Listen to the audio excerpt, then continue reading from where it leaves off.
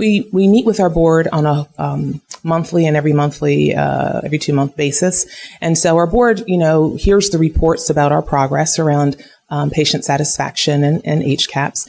And when they started seeing again us, kind of plateau in our results, despite all the efforts that we were putting around, they stood up and they accepted the invitation to partner and to collaborate in a different way.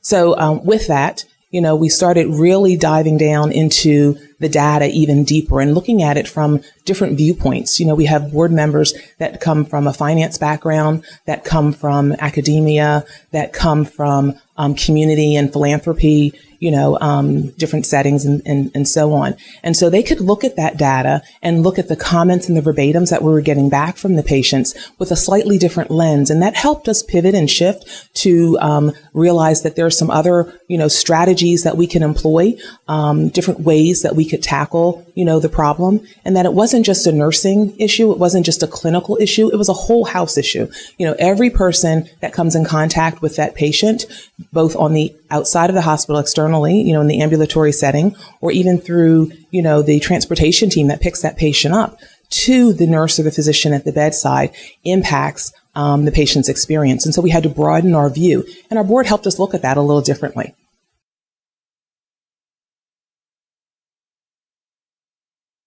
Absolutely. Our scores have improved remarkably, especially over the last 12 to 18 months. Again, as I stated, we started at about 10%, overall rating. The last that I checked was we were at 71% overall rating in a very short time period. And it's all about, making sure that we're consistent in our approach, that we are educating and supporting the staff at the bedside, understanding their challenges and what prevents them from providing that exceptional patient experience, and what is preventing them from sitting down and spending time, with the patient so that that patient feels that their needs are heard, and so that we can meet those needs and meet those desires.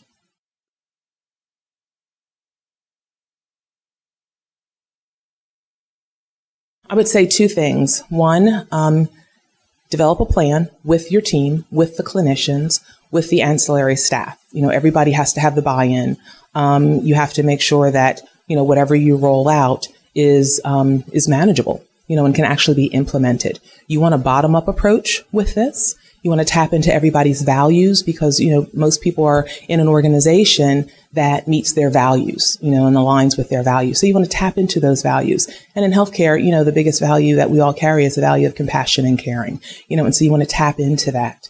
And then once you do that, again, create that plan with the entire team. Following that, the most critical piece of any change, and this is a huge culture change that we're really, undergoing here. So a huge, critical piece is consistency. If you set a plan into place, you have to be consistent in monitoring and ensuring that everyone is following that plan, and they're changing their habits. They're changing the way that they show up, in front of the patient, the way they communicate, whatever it is that you're going to do and to change your culture to make that patient experience exceptional. You have to make sure you are consistently, doing it and then monitoring. And then, of course, my favorite part, celebrating those wins when you have them.